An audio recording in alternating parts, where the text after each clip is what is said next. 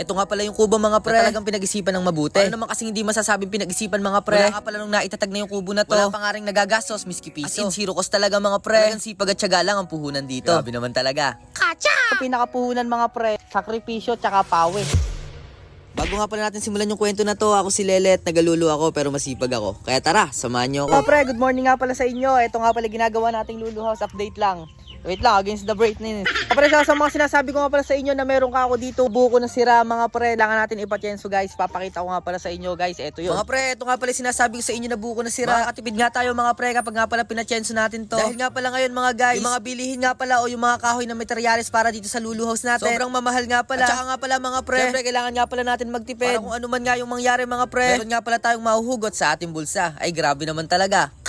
Talagang makakatipid tayo. Sobrang haba niyan. Siguro mga 10 tao siguro itaas na to mga pre. Sobrang haba. Mga pre, pupunta nga din pala ako sa tito ko ngayon. Dahil nga pala sabi niya sa akin, meron nga daw siyang binubuong project. Mga pre, ang kainaman nga pala sa project na ginagawa ng tito ko na to, wala pa nga daw siyang nagagastos, miski piso. Ay grabe naman talaga. Gumagawa nga pala siya ng kubo mga pre. Papakita ko nga pala sa inyo kung gaano diskarte dito. Bali, zero cost to pre. Walang ginastos dito kahit piso. Pre, kung mapapansin nyo nga pala, lahat ng pamakuan yan. Wala kang makikita ng pako. Kawayan lang yan. Yung gumawa. Kuyang Saldo. Napakalupit. Zero cost. Nakapuhunan mga pre. Sakripisyo tsaka pawis. Mga pre, birthday nga din pala ngayon ng lola ko. Kaya bumili nga din pala ako kanina ng regalo. Para nga pala sa kanya. Bali, bumili nga pala ako mga pre ng sapatos tsaka sandals. Mga pre, nung nakaraan kasi nakita ko nga pala ginagamit niya ng pasimba. Bali, medyo sira-sira na nga pala. Kaya naisipan ko nga gano'n na lang yung biling ko sa kanyang regalo mga pre. Para nga sa gano'n, magagamit niya tuwing linggo. Ay grabe naman talaga.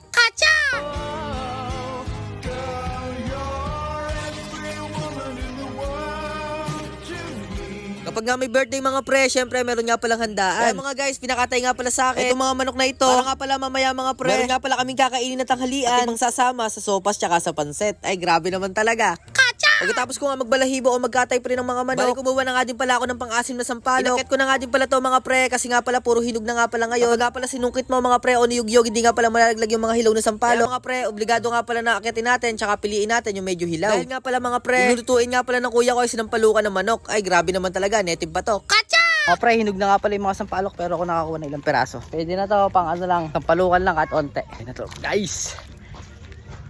Mga pre, dito nga pala natin lulutuin sa kasirolang napakalaki na to. Para nga sa ganun mga pre, magkasya sa atin yung lulutuin natin sinampalukan ng manok. Ay grabe naman talaga.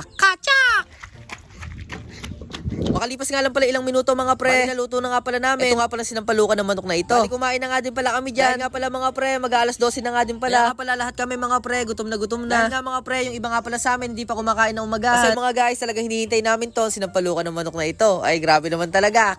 Mga pre, pagkatapos ko nga palang kumain, umakyat nga din pala ako dito sa ginagawa nating Lulu House. Dahil nga mga pre, may sasabihin nga pala ako sa inyo. Tungkol nga pala mga pre, sa sinasabi kong mamimili ako ng 3 tao. Nakukunin ko mga pre na makakasama ko dito sa may Lulu House na to kapag nabuo. Yun nga pala sinasabi ko, mamimili ako ng 3 tao guys. Nahanap-hanap na ako dyan sa mga nagko-comment, nag-share tsaka nag-heart react guys. Kaya sipagan nyo lang yung guys, baka sa susunod kayo na kasama ko dito matulog sa Lulu House. Guys, maraming salamat sa panonood. Laging tatandaan, ako si Lelet, taga Lulu ako pero masipag ako. Kaya tara, samahan nyo ako.